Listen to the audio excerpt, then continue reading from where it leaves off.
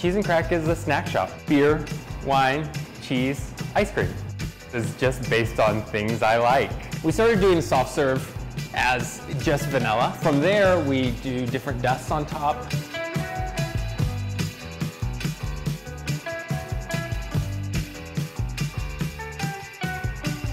All my friends were snacking on pizza. I was having like these elaborate cheese trays in college. Features flagship cheddar from Seattle. And this is kind of a showstopper for everyone. The brie brûlée, sugar on top, but then it kind of melts the brie a little bit, so you get that like gooey brie. Apple butter.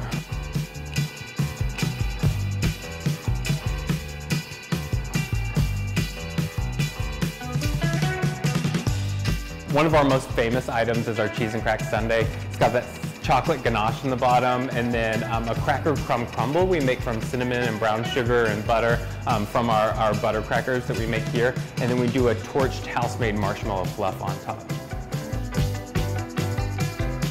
We have Prosecco on tap. It's an Italian sparkling wine that comes in a keg. So our menu has like consistently evolved. There's always something new, and we keep it exciting.